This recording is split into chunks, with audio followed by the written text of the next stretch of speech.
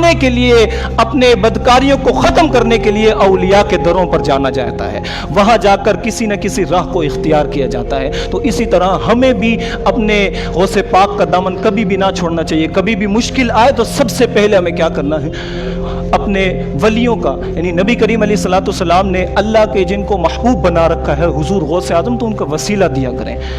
آپ کامل یقین رکھیں گے تب آپ کی یہ دعائیں قبول بھی ہوں گی. توکل کس چیز کا نام ہے؟ اللہ پر بھروسے کا, اللہ پر یقین کا. جب یہ یقین اور توکل بڑھ جاتا ہے تو پھر مقام الگ ہو جاتا ہے. حضرت احمد بن حرب کا واقعہ تو آپ نے سنا ہی ہوگا. حضرت احمد بن حرب ایک چھوٹا سا شہزادہ تھا, اور وہ شہزادہ اب اولیاء کی, اور آپ نے دیکھا ہوگا کہ امیر اہل سنت کی بارگاہ میں اتنا ننھا سا ایک شہزادہ ہے حسن رضا, وہ ابھی سے میرے مرشد کی قربت اختیار کرتا ہے. تو مجھے بتائیں ابھی یہ عالم ہے کہ لوگ اس سے چوم لیتے ہیں, تو جب وہ اعلیٰ درجے پر پہنچے گا تو اس کا عالم کیا ہوگا. تو اولیاء کی جو تربیت ہے وہ تربیت ہی بندے کو نکھار دیتی ہے. تو احمد بن حرب کا ایک ننھا سا شہزادہ تھا. اپنے شہزادے کی تربیت کے لیے انہوں نے خیال کیا اور اپنی زوجہ کو پاس بٹھا کر فرمایا کہ اب وقت آ گیا ہے کہ ہم اپنے بچوں کو سکھائیں کہ اللہ پر یقین, اللہ پر بھروسہ کس طرح سے رکھنا ہے. فرماتے ہیں ٹھیک ہے, جو آپ فرمائیں گے اس طرح سے اس بچے کو تربیت دی جائے گی.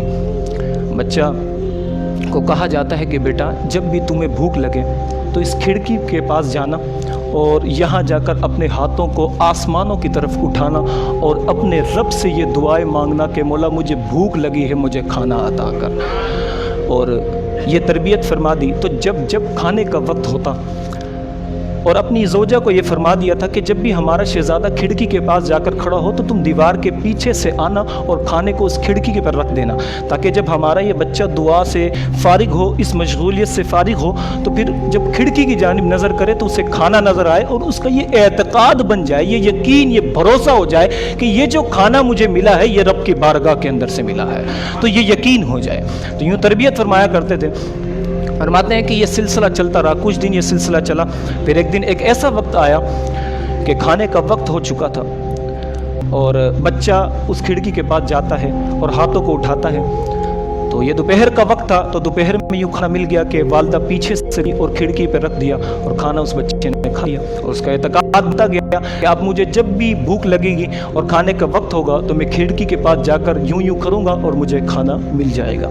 لیکن ایک دن ایسا آتا ہے کہ کھانے کا وقت نہ ہوتا ہے اور بچہ پہلے سے ہی اس کھڑکی کے پاس چلا جاتا ہے اور کھڑکی پر اپنے ہاتھوں کو اپنے رب کی بارگاہ کے اندر اٹھا لیتا ہے اور دعائیں مانگتا ہے کہ مولا جس طرح تو مجھے پہلے کھانا دے رہا تھا, مجھے بھوک لگتی تھی, آج مجھے اب اس وقت بھوک لگائی ہے تو اب مجھے کھانا عطا کر. یہ دعائیں مانگ رہا ہے اور اپنے آنکھوں سے آنسوؤں کو گرا رہا ہے, اشک بار ہو چکا ہے. ان کی زوجہ جب دیکھتی ہے کہ میرا شہزادہ یہاں کہیں تو نہ ہے, دیکھتی ہے کھڑکی کے جانب کے شہزادہ تو کھڑکی کے جانب چلا گیا ہے اور اپنے ہاتھوں کو اٹھا کر رب سے کھانا مانگ رہا ہے. وہ پریشان ہو جاتی ہیں کیونکہ جو ولی ہوا کرتا ہے, جو اولیاء کا گھر ہوا کرتا ہے, تو وہ گھروں کے اندر جمع نہیں رکھتے مال. جب کھانے کا وقت ہو تو وہ اسی وقت خرید کر پکا کر اور کھا لیا کرتے ہیں. انہیں یہ یقین ہوتا ہے کہ کس لمحے میں ہماری موت آ جائے, یہ ہمیں نہ ہے تو ہمارے پیچھے کوئی وراثت بچے گی نہ کہ جس کا ہمیں آگے جا کر حساب دینا پڑے. تو یوں ہی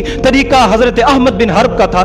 تو جب کھانے کا وقت ہوا, زوجہ دیکھتی ہے کہ ہمارا شہزادہ تو اس کھڑکی کے پاس جا کھڑا ہوا اور گھر میں کچھ کھانے کو بھی نہ ہے, اب اس کو میں کیا پیش کروں. وہیں سے دوڑتے ہوئے اپنے شوہر اپنے زوج کے پاس جاتی ہیں اور وہاں جا کر عرض کرتی ہیں آج آپ کا شہزادہ وقت سے پہلے ہی کھڑکی پہ جا چکا ہے, لگتا ہے کہ آج ہمارے شہزادے کا بھروسہ اور اللہ پر جو یقین ہے یہ ختم ہو جائے گا. اللہ اکبر, بات تو سوچنے کی تھی.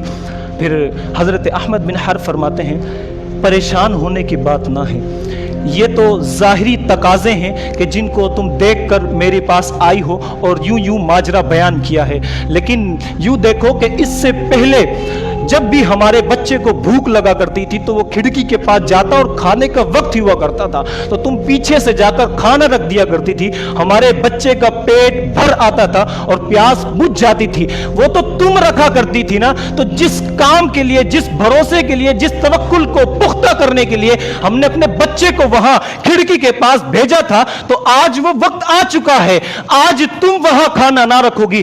آج جس رب کی بارگاہ میں یہ ہاتھ اٹھا رہا ہے وہی رب اس کھڑکی پہ کھانا رکھے گا. اللہ اکبر. وہی رب اس کو کھلائے گا. وہی سے دونوں وہاں کھڑکی کے پاس آتے ہیں اور دیکھتے ہیں کہ بچہ مشغولیت، دعا کی مشغولیت سے فارغ ہو کر کھانا کھا رہا ہے. تو زوجہ